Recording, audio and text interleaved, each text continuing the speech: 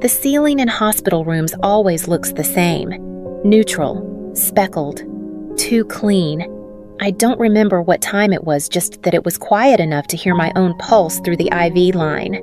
My name is Jenna Morgan. I'm 31. I used to teach second grade before I moved to Boulder and started working as a freelance editor. 3 years ago, I married Ethan. He's the kind of person who fixes squeaky cabinets without being asked who knows the exact amount of sugar I put in my coffee. And until 20 minutes ago, we were expecting our first child. Her name was Isla.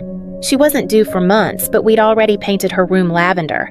We had a mobile above the crib that played soft piano lullabies. Ethan said the melody reminded him of snow. I was 18 weeks along when the bleeding started. I knew before the monitor, before the ultrasound tech frowned, before the doctor came in with his voice full of "unfortunately." I just knew. They let me rest in the room after. I think they assumed someone was coming, but I hadn't told anyone yet. Only Ethan. He had gone to fill out paperwork. He asked if I wanted him to call my parents. I said no. I wanted to do it myself. I needed my mother's voice. Not for advice, just something that sounded like home. I called her from the hospital bed. 1 ring, 2. She picked up. Her voice was cheerful, almost too bright. "Hi, sweetie. Everything okay?" I didn't answer right away. My throat locked. My fingers curled tighter around the edge of the blanket. Then I said it. "I lost the baby." A pause. Not long, but enough. Then she said, "Oh, honey, I'm so sorry. Can I call you back? We're at Avery's gender reveal. The confetti cannons are about to go off."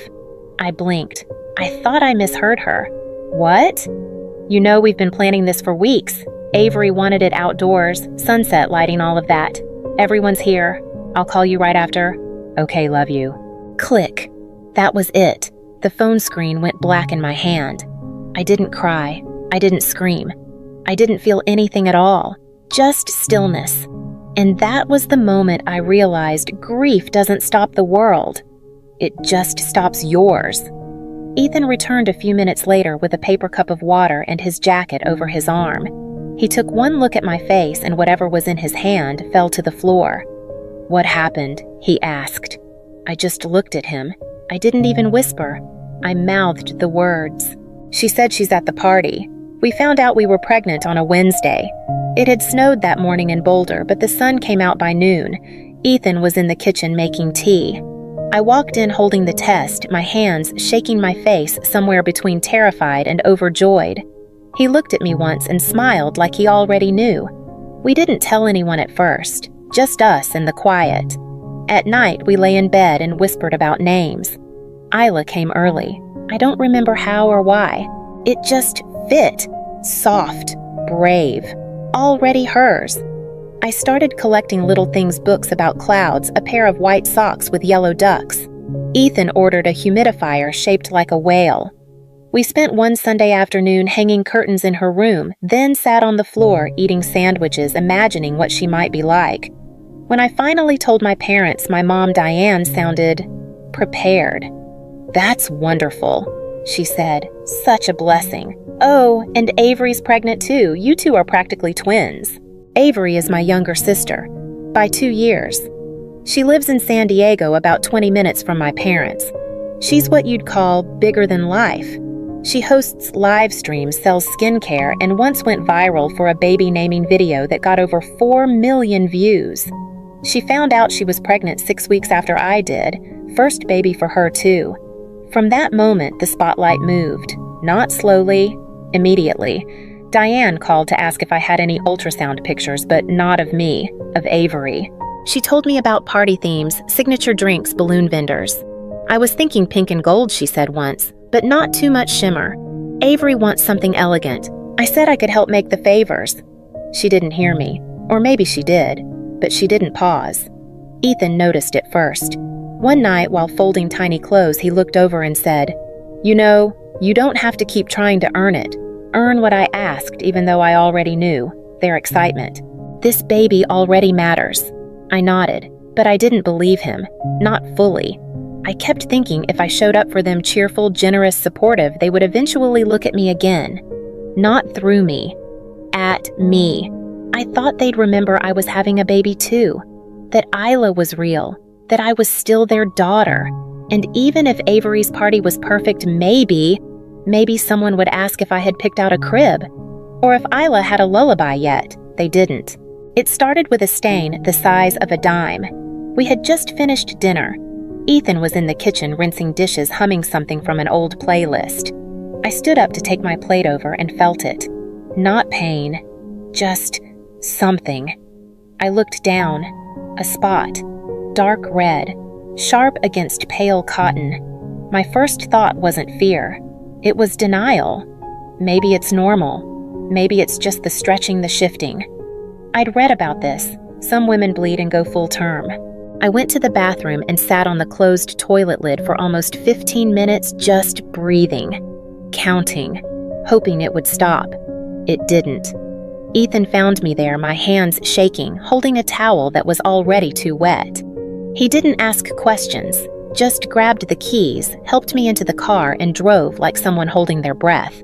The emergency room lights were too bright. Everything smelled like sanitizer and something older metal and waiting. The nurse at the desk asked questions in a calm, even voice. How many weeks? When did it start? Any cramping? First pregnancy, I answered everything with a nod, or a whisper, or nothing at all. They brought me back quickly, hooked me to monitors, took blood, asked me to change into a gown. Ethan held my shoes while I did. His hands wouldn't stop fidgeting. The ultrasound technician didn't speak. She moved the wand, pressed, tilted her head, frowned. I'll be right back. It took 12 minutes. I counted. 12 minutes of white noise and cold gel and Ethan squeezing my hand like he was afraid I'd float away. Then the doctor came in. Young, crisp, kind in that practiced way that says he's done this before. There's no heartbeat, he said. I'm sorry. That's the part people always remember in movies. The cry, the scream, the collapse. But grief doesn't always perform. Sometimes it just sits. Heavy. I nodded, like he'd told me the weather. He explained what would happen next, what they recommended. He said words like incomplete viability procedure. I didn't retain any of it. They moved me to a quieter room, gave me a blanket, offered water. I kept looking at the IV bag, watching the bubbles rise like little lives I couldn't hold on to. Ethan sat beside me in one of those hard plastic chairs. He had my phone in his hand, thumb hovering. Do you want me to call someone? He asked. I shook my head. Then after a while, I took the phone back. My hands were cold. My throat burned. I'll call, I said. Just Mom.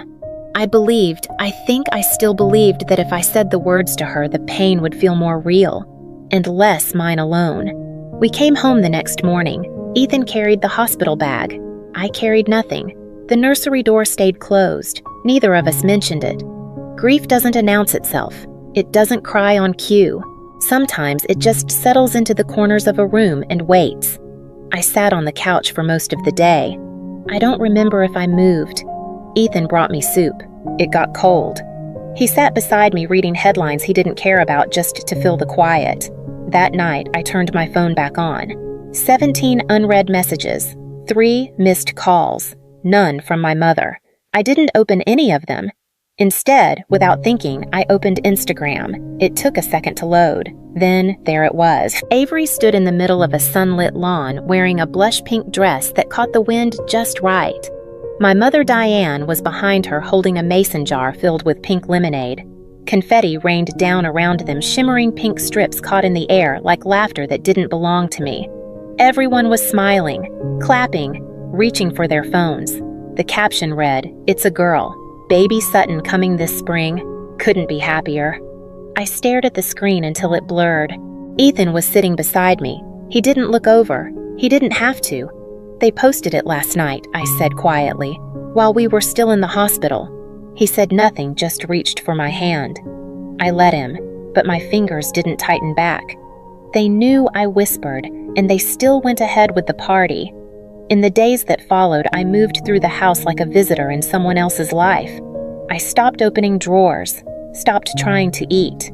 The lavender walls of the nursery seemed to hum behind the closed door. I could almost hear the mobile over the crib playing the lullaby I'd chosen weeks ago, but I never opened it. 10 days after we came home, my phone buzzed again. A message from my mother. "Hi, sweetie. Just checking in.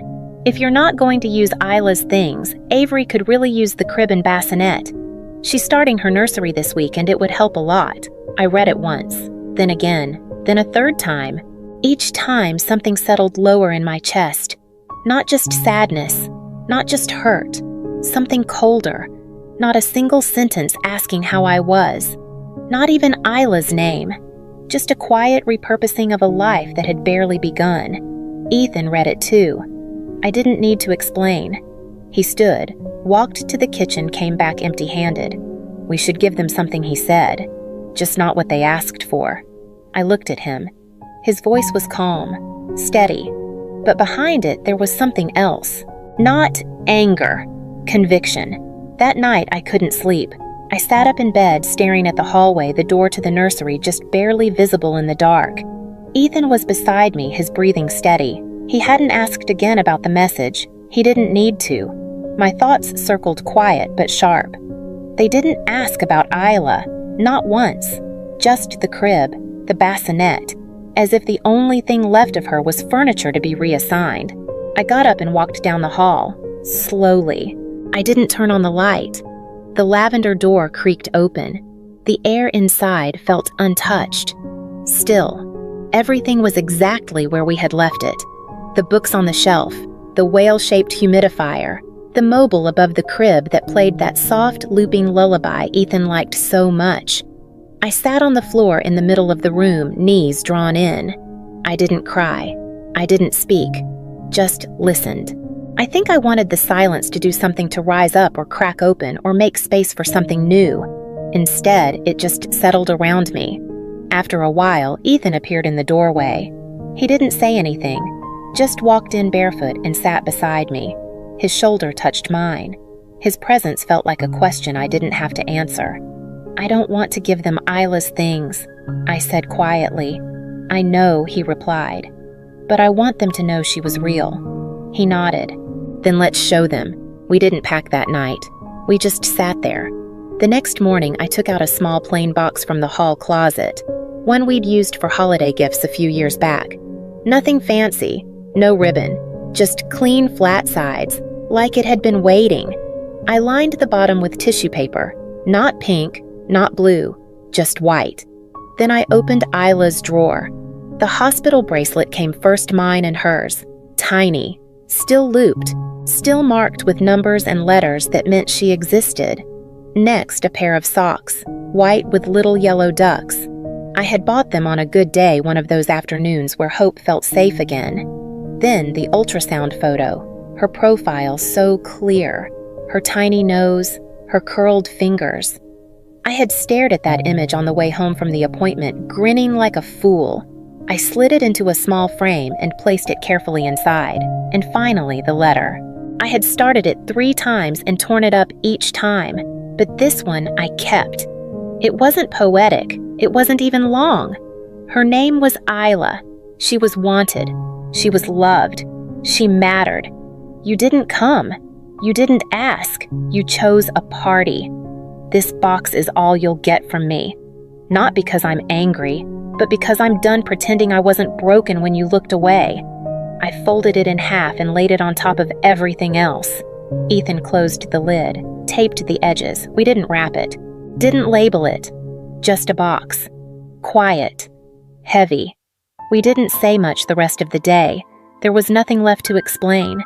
Everything I had carried, every ache, every silence, every imagined conversation I never got to have was inside that box now. Not for revenge, for truth, for Isla. We didn't call ahead. I didn't want to hear her voice. Didn't want to give them time to rehearse anything that might sound like kindness. It was late morning when we pulled into the driveway. The sky was clear, that quiet kind of blue that always made me think of summer trips as a kid. I remember those days. My mother used to pack sandwiches and sunscreen and call us her little explorers. Funny how easily some memories fade and others refuse to leave. Ethan parked the car engine still running. He looked at me once, not asking, not prompting, just making sure I was ready. I nodded, then opened the door. The box was in my arms, light in weight but not in meaning. I walked slowly up the path to the front door. The wind moved through the trees, soft and unbothered. I rang the bell. A few seconds passed, then the door opened. My mother stood there in yoga pants and a loose sweatshirt, her hair pulled back like she'd just come from a casual morning stretch. Her expression lifted when she saw me, surprised, maybe even warm for a second. "Jenna, I wasn't expecting." I held out the box. "These are the nursery items you asked for." She looked down, then back at me. "Oh, thank you. I know Avery will appreciate." I didn't wait for her to finish. I turned, walked down the steps, and got back into the car. Ethan pulled away without asking what happened. I didn't look back, but in my mind, I saw her standing there, the box still in her hands, not knowing what was inside. Not yet. We didn't hear anything for 2 days. No calls, no messages, no questions. The silence didn't feel heavy. It felt clean, like a room that had finally been emptied of noise. I didn't wonder if they'd opened the box. That part wasn't mine to carry anymore. On the third evening, just as Ethan and I were halfway through a documentary we weren't really watching, my phone buzzed. The screen lit up with a name I hadn't seen in weeks, Dad. Not Diane, Russell. He rarely called me even before all of this. Most of our conversations had been through my mother. He was the quieter one. The one who always handed the phone off midway, saying, "I'll let you girls catch up." I let it ring twice. Ethan looked at me. I nodded, then answered. "Hi, Dad." There was a pause. Not long, but not rushed either. Then he said, "Jenna." His voice was different, softer, not rehearsed. We opened the box. I didn't say anything. I wasn't going to help him through the silence. "I didn't know her name," he said next. "Isla? It's beautiful." "She was," I replied. Another pause. "I don't know what to say," he admitted. "I'm not looking for anything," I said. "Not anymore." He cleared his throat the way he always did when something didn't sit right. "Your mother," she cried when she saw the socks. I felt my breath catch, not in grief, but in surprise. Somehow I hadn't pictured tears. I had imagined silence, maybe even discomfort. But not that. "She said she didn't know you were hurting that deeply," he added. I kept my voice steady. "She did," I said. "She just didn't want to deal with it." He didn't argue. That more than anything told me he finally understood. "I'm sorry," he said quietly. "We both are." I didn't say it's okay, because it wasn't. I didn't say thank you, because I wasn't grateful that it had taken this much for them to finally see. "I needed you to see her," I told him, not just as something sad that happened to me, but as someone who was real, who existed. Another silence. But this one didn't feel like avoidance. It felt like space, like he was letting the truth settle. "We're not taking the crib," he said. "She doesn't need it. It belongs to Isla." That was the first thing he got right. When I hung up, I stayed still, not shaken, not angry, just still. Ethan looked over. What did he say? I met his eyes. They opened it, and they cried. Ethan exhaled, then pulled me closer, and for the first time in weeks, I let him. Later that night, I opened the nursery door. I hadn't been in there since the box. Since I folded the letter and closed the lid and decided that silence could speak louder than begging to be seen. But something had shifted. Not fixed, not healed, just different. The air in the room felt softer somehow, like the grief had taken a breath too. I walked in barefoot, my fingers brushing the edge of the crib. It was still made up the way we left it, sheets smooth, blanket-folded mobile, gently swaying with the air I brought in. I sat in the rocking chair. For a while I didn't move. Then I stood and opened the drawer beside it. Inside was a small frame, the same ultrasound I had placed in the box, but in a second copy. Isla's profile, clear, sharp, hers. I took it out, wiped a bit of dust from the glass, and set it on the shelf above the crib. Next to it I lit a candle. No scent, no label. just a small flame that flickered quietly like it knew how to be present without asking for attention. Then I reached into the bottom drawer and pulled out the last thing, a small gold nameplate. We'd ordered it early, probably too early, back when we thought we had time. It said Isla Grace. Just that. No dates, no explanation. I held it for a moment, then mounted it on the wall right above the shelf, right above her. When I stepped back, the room didn't feel like a grave. It felt like a memory, one I was allowed to keep. Ethan stood in the doorway watching me. He didn't say anything. Then softly, "How do you feel?" I looked around, at the frame, the flame, the name. Like I finally said her name loud enough, I replied that someone heard. We didn't speak after that. We didn't need to. Some stories don't end with apologies. They don't end with reunions or realizations or a dinner where everyone suddenly understands. Some stories just end, and in that space, something else begins. A few days later, I got a message from Avery.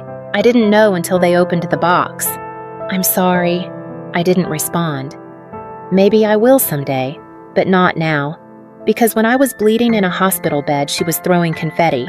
I don't blame her for being happy. I blame her for pretending not to notice when I disappeared.